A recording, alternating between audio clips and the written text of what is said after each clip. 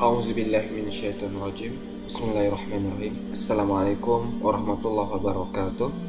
Alhamdulillahi wahda, wassalatu wassalamu ala rasulillah. Sahabat Ferry Channel rahimakumullah.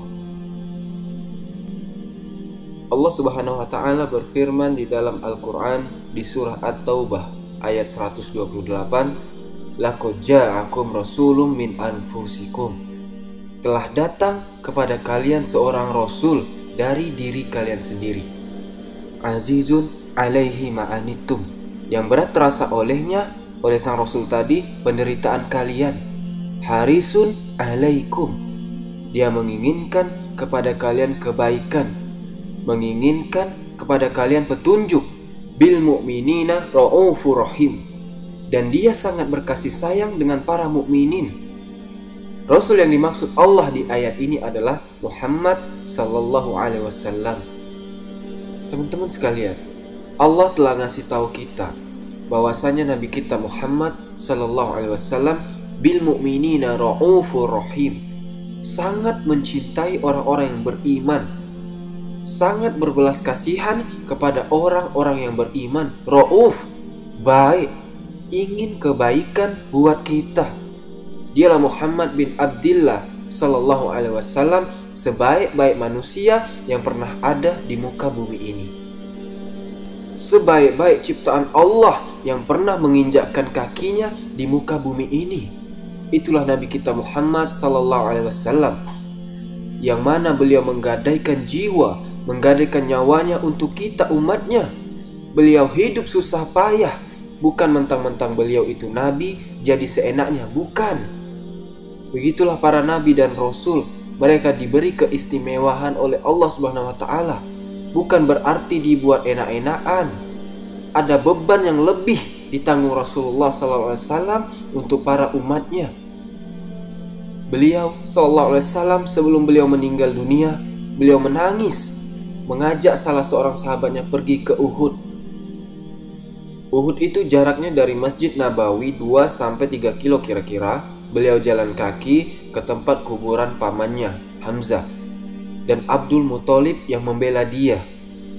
Susah payah membela Rasulullah sallallahu alaihi wasallam, di mana Hamzah bin Abdul Muthalib meninggal pada perang Uhud. Mampir beliau ke sahabat-sahabat, didoakan oleh Rasulullah. Setelah itu Rasulullah menangis. Ditanya oleh para sahabat, "Ya Rasulullah, kenapa engkau menangis?" Terus Rasulullah menangis terisak-isak. "Kenapa?" Lalu Rasulullah menjawab, "Saya rindu kepada saudara-saudaraku." Kata sahabat, "Ya Rasulullah, bukankah kita ini saudara-saudaramu ya Rasulullah?" "La," kata Rasulullah, "tidak, antum ashabi. Kalian adalah sahabat-sahabatku. Saudara-saudaraku adalah mereka yang beriman kepadaku, sedangkan mereka belum pernah bertemu denganku." Rasulullah itu nangis, pengen ketemu sama kita, ingin melihat umatnya. Tapi sekarang kita lihat di luar sana, umat Rasulullah yang Rasulullah tangisi sudah lupa dengan pengorbanan Rasulnya. Tidak mau mengkaji sirah Nabi. Siapa nama nabinya tidak tahu, cuma tahu Nabi Muhammad sallallahu alaihi wasallam, selesai. Nasabnya siapa? Tidak tahu. Siapa istri-istri Nabi? Tidak tahu. Cuma tahu Khadijah dan Aisyah saja. Yang lain tidak tahu. Tidak tahu sejarah Rasul. Kita lebih tahu, lebih mengenal tentang artis-artis. Lebih tahu siapa nama pemain bola. Bahkan lebih tahu dengan para orang-orang kafir. Sudah jelas mereka memusuhi kita siang dan malam. Kita menghafalkan lagu-lagu itu yang sangat banyak daripada menghafalkan hadis-hadis Rasulullah sallallahu alaihi wasallam. Kita pura-pura lupa, pura-pura bodoh, acuh tak acuh. Kita ndak mau tahu. Mau gimana kek Nabi Muhammad, kita nggak mau tahu. Jadi di sini teman-teman, kita akan membahas bagaimana pengorbanan Nabi Muhammad sallallahu alaihi wasallam. Perlu diketahui teman-teman sekalian, dahulu kafir Quraisy terus menjegal dakwah Nabi sallallahu alaihi wasallam dengan 1000 cara. Saat pamannya Rasulullah sallallahu alaihi wasallam masih hidup, Abu Thalib pamannya masih hidup, mereka tidak berani main fisik. Mereka cuma berani menggoda dengan omongan-omongan. Ditawarkan kepada Nabi Muhammad SAW, "Ya Muhammad, kalau kau menginginkan harta, kami akan berikan harta. Seberapa banyak yang engkau mau?" kata kafir Quraisy. "Berhenti, tidak usah dakwah. Akan kami kumpulkan harta, akan kami berikan," kata kafir Quraisy. "Kalau kamu menginginkan wanita, akan kami berikan engkau wanita terindah, tercantik yang ada di sini. Kami akan berikan kepada engkau, asal tinggalkan dakwah ini. Jangan dilanjutkan dakwahnya. Kalau kamu menginginkan tahta, kami siap akan memberikan kepadamu kedudukan di sini, asalkan engkau berhenti dari dakwahmu." Apa kata Rasulullah? "Meskipun kalian meletakkan matahari di tangan kananku, jangankan wanita, harta, dan tahta. Engkau meletakkan matahari di tangan kananku dan bulan di tangan kiriku, agar aku meninggalkan dakwah ini, saya tidak akan meninggalkan ini," kata Rasulullah. Diceritakan di sini, diriwayatkan oleh Al-Imam Al-Bukhari, bahwasanya setelah pamannya Rasulullah SAW meninggal dunia, dan juga tak lama setelah itu Khadijah, istrinya yang selalu membela Rasulullah, meninggal dunia. Habis sudah, tidak ada lagi yang membela Rasulullah. Sekarang mulai berani kafir Quraisy main fisik. Yang tadinya cuma tuduhan-tuduhan, yang tadinya cuma omongan-omongan hina, gila, tukang sihir, dan lain sebagainya, sekarang mulai dengan cara fisik. Diriwayatkan oleh Imam Al-Bukhari dari Urwah ibn Zubair radhiyallahu an, "Saya bertanya kepada Abdullah bin Amr bin As tentang apa yang dikerjakan Quraisy yang paling parah kepada Rasulullah SAW. Godaan apa yang dilancarkan kepada Rasulullah yang paling parah?" Katanya Abdullah ibn Amr ibn As, "Saya melihat Uqbah bin Abi Mu'aid datang kepada Rasulullah SAW, sedangkan Rasulullah sedang sholat di Ka'bah seperti biasa." Jadi teman-teman, kafir Quraisy itu punya majelis, tempat nongkrong di sana. Duduk-duduk di sana sama budaknya yang ngipasi. Mereka melihat Muhammad Rasulullah SAW lagi sholat. Biasa, siapa yang biasa gangguin itu Muhammad.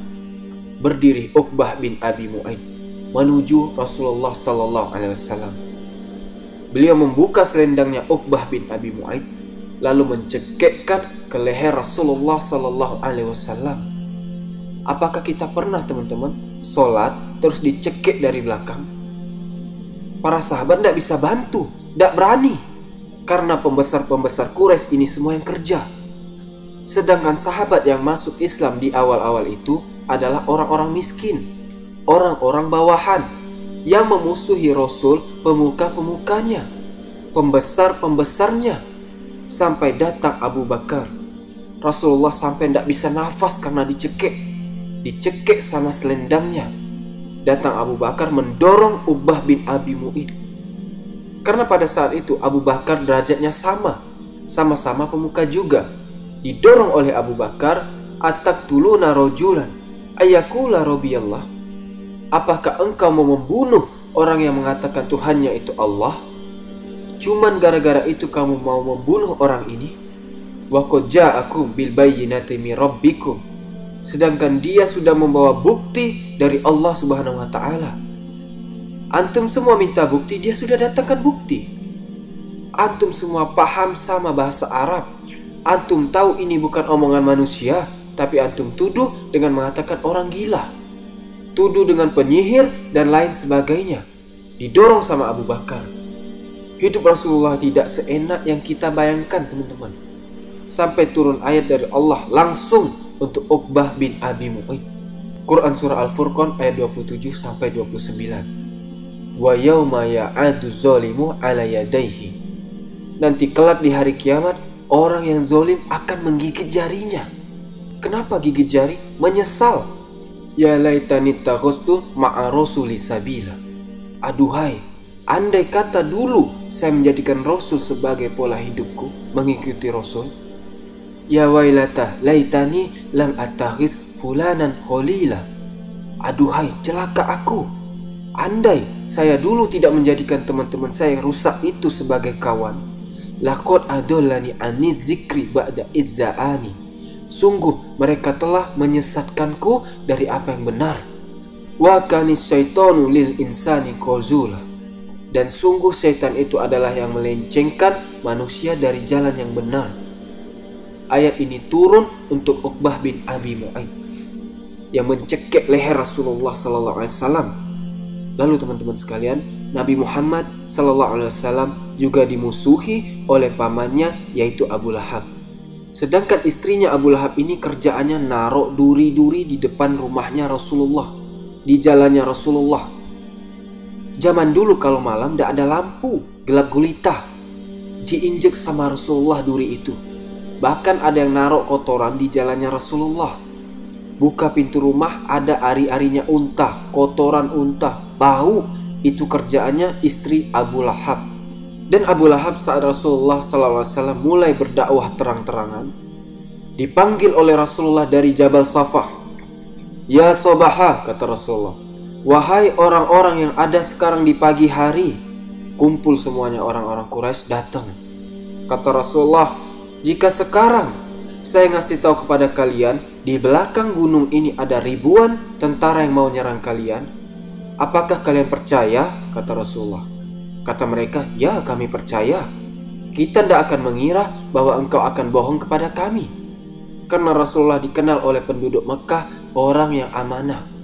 Dari atas Jabal Safa, Rasulullah bilang bahwa saya bersaksi bahwa saya sebagai Rasul yang sudah diutus Allah kepada kalian. Maukah kalian beriman? Diam semuanya. Datang ini pamannya Rasulullah SAW, Abu Lahab. Orang-orang ini sudah mau beriman, tapi dirusak sama Abu Lahab. Abu Lahab ini takut mereka ini masuk Islam, takut ikut Muhammad. Langsung dikatakan, tabat laka ya Muhammad, celakalah bagimu ya Muhammad. Alihaza zama'tana, apa cuma gara-gara ini kamu ngumpulin kita di sini? Langsung dibubarkan, disuruh pulang semuanya. Jadi dari sini turun ayat, tabat tiada abi lahabi wa tab. Binasalah kedua tangan Abu Lahab dan sungguh dia akan binasa. Dan kelak diceritakan oleh Allah, dia akan masuk neraka. Dan istrinya Ummu Jamilah, itu dia yang bawa kayu bakarnya nanti. Bakar suaminya, sama-sama masuk neraka. Kita tahu bahwa Abu Lahab adalah keluarga Rasulullah yang paling memusuhi Rasulullah Sallallahu Alaihi Wasallam. Tidak ada manusia yang memusuhi Rasulullah lebih dari Abu Lahab itu, dari keluarganya Nabi Muhammad. Tidak ada yang memusuhi lebih dari Abu Lahab. Diriwayatkan lagi dari yang lain, dulu Rasulullah SAW saat sedang sholat di Ka'bah, seperti biasa, warung pojoknya Quraisy itu, lihat dari jauh, Muhammad lagi sholat. Sekarang kita kerjain lagi. Enaknya diapain sekarang? Satu di antara mereka mengatakan, siapa yang mau ngambil di tempat sembelihan unta atau sapi, ambil itu kotorannya, ari-arinya. Mereka menyuruh orang, saat Rasulullah sujud, taruh itu nanti di situ. Diambil ini ari-ari unta ini, dibawa, ditaruh di kepalanya Rasulullah. Saat Rasulullah sujud, di kepalanya Rasulullah. Sampai kotoran dan darah itu mengalir di wajahnya Rasulullah. Wajah manusia terbaik yang pernah Allah ciptakan di muka bumi ini. Dilumuri dengan darah dan kotoran. Rasulullah tidak bisa bergerak. Diam. Sahabat tidak bisa bantu. Kalau ada yang bantu, habis dikerjain sama Quraisy. Selesai urusannya. Jangan antum main-main sama Quraisy waktu itu. Ini para pembesar-pembesar semuanya. Sampai datang Fatimah yang berani karena anaknya.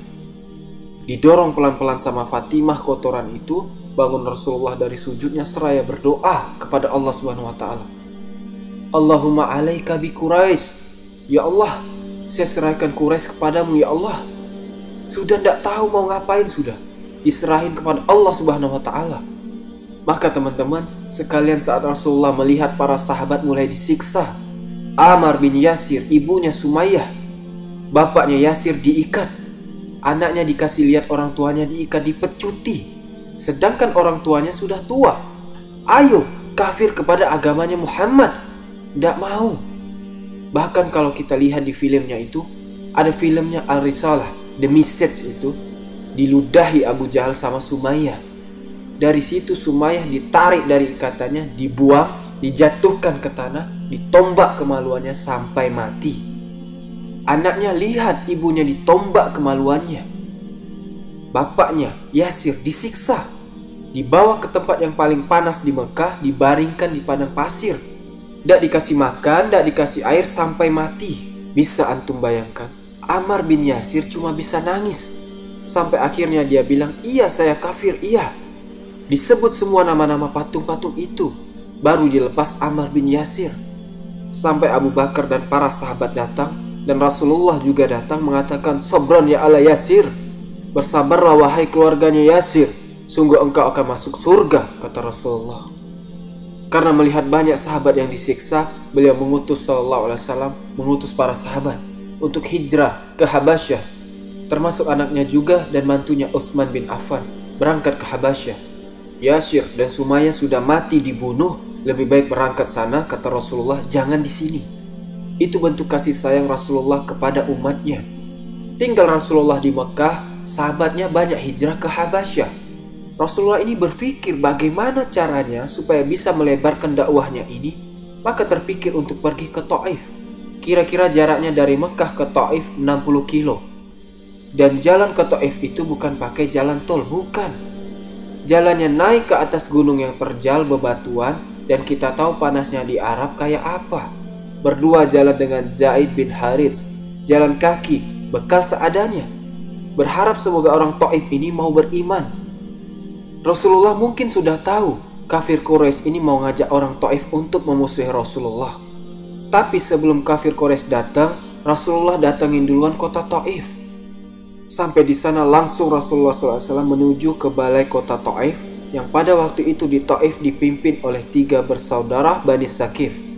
Langsung menuju ke balai kota. Sampai di balai kota mulai Rasulullah SAW berdakwah kepada mereka dengan penuh harapan. Capek habis jalan kaki, tidak pakai istirahat, masuk langsung ke sana. Mulai Rasulullah berdakwah bahwasanya saya adalah Rasul utusannya Allah Subhanahu wa Ta'ala, agar kita ini hanya menyembah kepada Allah Subhanahu wa Ta'ala. Buang itu sesembahan kepada selain Allah. Jangan kita berbuat syirik dan lain sebagainya. Jangankan mereka beriman, mereka tidak beriman, bahkan mereka menghina Rasulullah SAW. Tidak cukup menghina, mereka memerintahkan semua orang-orang Taif, anak-anak kecil, orang budak, ibu-ibu semua dikumpulkan, disuruh lemparin batu. Orang sesat lemparin batu. Keluar Rasulullah dari balai kota itu, dari rumahnya pemimpinnya Taif ini. Semua sudah siap sama batu-batunya, dilempari sama batu, teman-teman. Dari depan rumahnya itu sampai keluar dari kota Taif, diikuti, disorak-sorak, dilempari batu Rasulullah SAW. Sampai darah ini mengalir di kakinya SAW. Ditahan sama Zaid batu-batu itu, tapi apa daya tidak bisa. Ribuan manusia. Sedangkan Zaid cuma sendiri yang menjaga Rasulullah. Bonyok-bonyok semuanya. Mengalir darah dari kepalanya Rasulullah sampai ke kakinya. Harapan yang beliau inginkan tidak terjadi. Bahkan lebih parahnya lagi, dilempari batu. Sampai akhirnya keluar dari kota Taif. Duduk berteduh Rasulullah SAW di sana. Istirahat, sudah babak belur. Mau kemana tidak tahu. Yang mau dimakan apa tidak tahu. Ya Rasulullah, begitu berat perjuangan dakwahmu. Kemudian datang malaikat Jibril menyampaikan salam, bahwasanya malaikat yang jaga gunung ini kirim salam kepada Rasulullah dan mengatakan, apapun yang kamu perintahkan ya Rasulullah, saya siap akan lakukan. Kalau Rasulullah memerintahkan malaikat itu untuk melempar gunung itu ke mereka, akan dia lakukan. Tapi kata Rasulullah, jangan. Ra'uf bil mu'minina ra'ufur rahim. Kasih sayang, cinta sama umatnya. Didoakan sama Rasulullah. Apa doanya? Semoga kelak dari orang-orang Taif, anak-anak cucu mereka banyak yang masuk Islam, dan bagus Islamnya. Dan terbukti mereka semua berbondong-bondong masuk Islam. Ini Nabi kita Muhammad SAW. Dan di sini kita sudah mulai masuk ke jejak berdarah sang kekasih kita SAW, berdarah di Taif, perang Badar. Antum tahu tentaranya yang jumlahnya cuma 300 orang, tidak niat mau perang, niatnya cuma mau menjagal kafilahnya Quraisy yang datang dari Syam, tapi ternyata harus berperang. Jumlahnya musuh 3 kali lipat. Apakah antum tidak gentar, teman-teman sekalian? Awalnya tidak niat perang, tahu-tahu disuruh perang, tidak bawa bekal. Musuhnya 3 kali lipat, bahkan ada yang bilang 4 kali lipat. 300 melawan 1000 pasukan. Perang, kata Rasulullah. Ya perang. Angkat tangan Rasulullah. Ya Allah, katanya Rasulullah, janjimu ya Allah, janjimu. Ya Allah, jangan sampai engkau lupa sama janjimu ya Allah. Ya Allah, kalau 300 orang ini mati, semua kalah, maka engkau tidak akan lagi disembah ya Allah, katanya Nabi Muhammad. Tolong tepati janjimu ya Allah. Rasulullah itu juga takut. Manusia. Pecah perang Badar. Subhanallah, menang. Setelah menang perang Badar, senang Rasulullah. Sama Rasulullah disuruh kumpulkan itu mayat-mayatnya para pembesarnya Quraisy. Abu Jahal mati di sana, banyak yang mati di sana, dan lain-lain. Kumpulin, kata Rasulullah, mayatnya semua. Datang Rasulullah kepada mereka, pada mayat-mayat ini. Apa yang dikatakan Rasulullah? Gimana? Apakah engkau dapati kepada kalian janji Allah itu benar? Apakah engkau temui janji Allah kepada kalian benar? Ini Rasulullah ngomong sama mayit ini. Abu Bakar ngelihat bingung. Kok Rasulullah ngomong sama mayit? Katanya Abu Bakar, ya Rasulullah, apakah engkau berbicara dengan mayit? Ngapain ngajak ngomong mayit? Kata Rasulullah, engkau tidak lebih mendengar daripada saya. Maksudnya Rasulullah ini tahu. Ditantang Rasulullah, gimana? Gimana janjinya Allah sama kalian? Benar bahwasanya kalian sekarang diazab sama Allah. Orang kafir kalau mati langsung diazab sama Allah Subhanahu wa taala. Dan Nabi Muhammad ini tahu mereka semua ini lagi diazab sama Allah. Nabi Muhammad mendengar suara azabnya mereka semua. Kata Rasulullah, sungguh aku temui janji Allah kepadaku benar. Maksudnya menang perang Badar. Lalu teman-teman sekalian, diceritakan pada perang Uhud yang terjadi tahun 3 Hijriah. Kaum kafir Quraisy sudah pasang strategi mau balas dendam dari tahun yang lalu, yang dimana mereka sudah kalah telak dari kaum muslimin. Mereka menyiapkan kira-kira 3.000 tentara dengan kuda-kudanya semua, yang dipimpin tentara kudanya oleh Khalid ibn Walid, ahli strategi perang. Pada saat perang Badar, Khalid bin Walid tidak ikut, yang mana beliau radhiyallahu an belum masuk Islam. Berangkat, Rasulullah SAW mengajak musyawarah kepada sahabat-sahabatnya semua. Gimana enaknya ini perang Uhud? Kita jemput di Uhud atau kita bertahan di Madinah? Para sahabat banyak yang musyawarah, ada bilang nunggu di sini saja di Madinah, karena mereka orang asing, tidak tahu jalan-jalan di Madinah. Tapi ada yang bilang kita jemput saja di Uhud, kita jagal di Uhud, karena pintu masuknya kota Madinah itu lewat Uhud. Musyawarah. Rasulullah mau pilih yang mana ini? Tapi ternyata Rasulullah SAW memilih untuk jemput di Uhud saja. Kita sambut mereka para kafir Quraisy, jangan sampai masuk di sini di Madinah. Bahaya di Madinah, ada ibu-ibu, ada anak kecil dan lain sebagainya. Para kaum munafikin yang mereka pengecut, ngomongnya saja pintar, mereka lebih memilih tunggu di Madinah saja. Kalau tunggu di Madinah berarti kelihatan siapa yang tidak ikut perang, sembunyi di rumahnya. Tapi ternyata perintahnya berubah jadi jemput di Uhud. Berangkat sahabat ke Uhud dengan jumlah kira-kira 1.000 orang. Berangkat ke Uhud. Belum sampai di Uhud, sudah masuk ke daerah Uhud. Mundur ini orang-orang munafik ini, dengan 1.000 alasan. Kita lebih memilih di Madinah saja dan lain sebagainya. Terpangkas kira-kira 300 orang, sisa 700 orang. Gimana antum mau ngelawan ada musuh 3.000 banyaknya? Terus antum cuma 1.000 dikurang 300 orang, kira-kira sisa 700-an pasukan. Apakah tidak gentar jiwa kaum muslimin? Walaupun itu sahabat juga takut. Bahkan ada juga yang mau mundur, sebagian dari mereka cuman dinasihati supaya tetap ikut perang.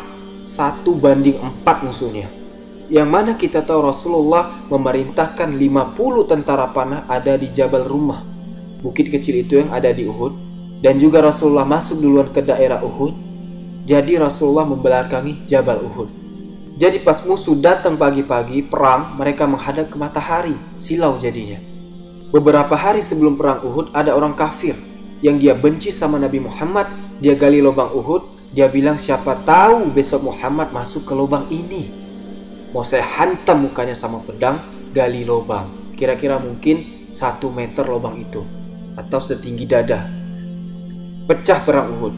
Di awal-awal peperangan kita tahu menang umat Islam. Sampai sekarang kaidah perang, yang menguasai udara dia yang menang. Tinggal hantem-hantem dari atas selesai. Begitu juga Rasulullah, dia menguasai itu di atas. Ada tentara mau masuk lewat belakang, disikat sama panah. Ada yang mau lewat depan, disikat sama panah. Jadi yang mau masuk ke kaum muslimin sudah tinggal sedikit. Sudah jatuh semua kena panah. Terus dipukul mundur sampai barisannya kaum muslimin ini posisinya di depan jabal rumah. Kaum muslimin maju sampai posisinya di depan bukit. Katanya Rasulullah, jangan turun sampai ada perintah dari saya turun dari bukit itu. Meskipun kalian sudah lihat kita mati, ataupun kalian sudah lihat ganimah. Jangan turun sebelum saya perintahkan turun, katanya Rasulullah SAW. Sekarang kafir Quraisy sudah lari semua, dipukul, terus lari sampai mau keluar dari daerah Uhud. Mereka semua sudah melihat ini. Menang kita, umat Islam menang. Yang di atas itu melihat yang di bawah sudah mengambil ganimah. Sekarang mau ikutan turun. Ayo, kita sudah menang. Mau ngapain kita nunggu di atas? Tunggu, kata pemimpinnya yang bernama Abdullah ibn Jubair. Apakah kalian tidak mendengar perintah Rasulullah? Akhirnya mereka tetap turun 40 orang dan sisa 10 orang di atas bukit. Khalid bin Walid dia lihat, waduh, kalah kita. Tapi tunggu dulu, kata Khalid bin Walid. Yang di atas turun sekarang ini. Diputar tentara kudanya Khalid ibn Walid, maju sekarang masuk lewat belakang. Dan dihabisi 10 orang di atas bukit. Jadi sekarang umat Islam dihantam dari depan dan dari belakang. Dari depan diserang sama tentara-tentara tadi yang lari balik lagi. Ngeliat tentara kudanya Khalid ibn Walid masuk dari belakang, dihantam sama tentara kudanya Khalid ibn Walid, dijepit di tengah. Habis kaum muslimin. Sampai ada kabar di perang Uhud bahwa Rasulullah dikabarkan meninggal dunia. Lemas sahabat. Gimana? Nabinya sudah mati. Dan Rasulullah terjerumus masuk ke lubang yang dibuat sama orang kafir itu. Sahabat-sahabat menjaga Rasulullah. Talha bin Ubaidillah menjaga Rasulullah. Dari sayatan pedang itu sampai tangannya cacat. Radhiyallahu anhu. Syahid yamsi alal ard. Seorang syahid yang berjalan di atas muka bumi. Talha bin Ubaidillah. Tangannya cacat gara-gara menjaga Rasulullah. Dikatakan oleh Rasulullah, kalau kalian mau melihat seorang syahid yang berjalan di atas muka bumi, lihatlah Talha bin Ubaidillah. Seorang syahid. Syahid itu artinya dia sudah mati. Tapi Talha bin Ubaidillah masih hidup, sudah dibilang seseorang yang mati syahid yang berjalan di atas muka bumi. Cacat tangannya. Rasulullah masuk ke lubang itu, dihantam sama pedang sampai baju besinya masuk ke gigi gerahamnya. Pecah gigi gerahamnya. Apakah kita pernah menjaga sunnah Rasul sampai pecah gigi geraham kita? Apakah kita pernah membela sunnah Rasul sampai pipi ini sobek-sobek semua muka kita? Apa pernah? Dan banyak yang mati di perang Uhud. Mus'ab bin Umair meninggal dunia di perang Uhud. Hamzah bin Abdul Muthalib meninggal di perang Uhud. Banyak sahabat-sahabat meninggal di perang Uhud. Yang mana sekarang itu kuburannya ada di Syuhada Uhud, di depan Jabal Uhud. Selesai perang, sahabat melihat Rasulullah mukanya luka. Baju besinya masuk ke pipinya Rasulullah. Sahabat maju, mundur. Siapa yang berani itu ngeluarin baju besi? Kasihan sama Rasulullah. Takut kesakitan. Awalnya Abu Bakar maju. Tapi ditahan oleh Abu Ubaidah Amir bin Jarrah. Biar saya ya Abu Bakar. Teman-teman tahu, bukan diambil sama tangannya, tapi digigit sama mulutnya. Baju besi itu dari pipi Rasulullah. Saking cintanya mereka sama Rasulullah. Ia tidak mau menyakiti Rasulullah. Kalau ditarik pakai tangan mungkin sakit. Digigit pakai mulutnya sampai lepas gigi Abu Ubaidah yang depan itu. Krek, lepas satu. Bercucuran darah dari mulutnya Abu Ubaidah. Satu lagi digigit lagi sama Abu Ubaidah. Ada 2 yang bersarang. Lepas satu lagi giginya, bercucuran darah. Ompong Abu Ubaidah. Katanya Rasulullah kepada Abu Ubaidah, tidak ada orang ompong lebih ganteng dari Abu Ubaidah. Apa katanya Rasulullah SAW? yang sudah terluka diperangi sama kaumnya sendiri. Dia bawa hidayah, dia mau kaumnya masuk Islam, dia pengen kaumnya masuk surga, tapi diperangi sampai luka-luka. Apa yang keluar dari mulutnya Rasulullah? Apakah maki-maki? Emang kurang ajar, tidak tahu terima kasih. Apakah demikian? Tidak ada. Allahumma gfirli qaumi fa innahum la ya'lamun. Ya Allah, ampunilah kaumku ya Allah. Sungguh mereka tidak mengetahui ya Allah. Mungkin ana yang kurang nyampaikan kepada mereka ya Allah. Itu Nabi kita Muhammad SAW. Dan juga perlu diketahui teman-teman sekalian, tidak cukup Rasulullah ini menderita di dunia, tidak cukup Rasulullah ini terluka, Rasulullah itu terus doakin kita umatnya. Setiap sholat ini Rasulullah ini doain kita supaya kita ini umatnya diampuni sama Allah. Tidak cukup sampai di situ saja teman-teman. Diriwayatkan dari hadis muttafaq alaih, Rasulullah SAW bersabda, "Likulli nabiyyin da'watun mustajabah." Setiap nabi memiliki doa yang pasti diijabahi oleh Allah untuk umatnya. Nabi Nuh angkat tangan, "Ya Allah, jangan engkau sisakan di muka bumi ini satu orang pun, satu orang kafir pun jangan engkau sisakan di muka bumi ini." Dihabisi semuanya oleh Allah Subhanahu wa taala. Tsunami, hujan, angin semuanya datang, dihabisi, ditenggelamkan muka bumi ini. Didoakan angkat tangan Nabi Nuh, mustajab, doanya diberi, diijabah sama Allah, dikabulkan doanya langsung oleh Allah. Tapi kata Rasulullah, wa aghtabi'u da'wati syafa'atan li ummati fil akhirah. Tapi aku tidak mau doa sekarang. Aku sembunyikan doaku ini untuk umatku besok di akhirat agar dapat syafaat. Kurang apa teman-teman Rasulullah sama kita ini? Besok dikatakan Rasulullah SAW dalam hadis yang panjang, diceritakan kelak nanti kejadian di akhirat tentang hadis syafaat.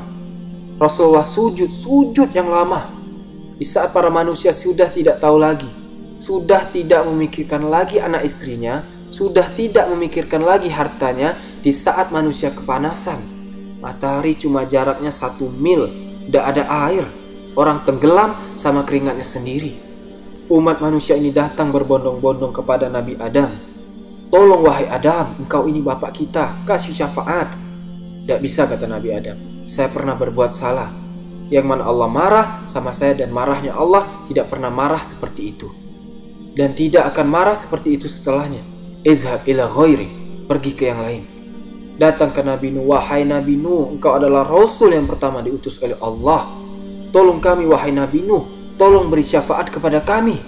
Izhab ila ghairi, nafsi, pergi. Anda tidak bisa kata Nabi Nuh. Saya telah membuat Allah marah. Yang mana Allah marah tidak pernah marah sebelumnya seperti itu, dan setelahnya tidak pernah marah seperti itu. Pergi terus sampai ke Nabi Isa, tetap gak bisa. Semuanya bilang gak bisa. Sampai datang ke Rasulullah Sallallahu Alaihi Wasallam. Kata Rasulullah, "Ana laha, saya yang bisa. Saya yang diizinkan oleh Allah untuk memberi syafaat.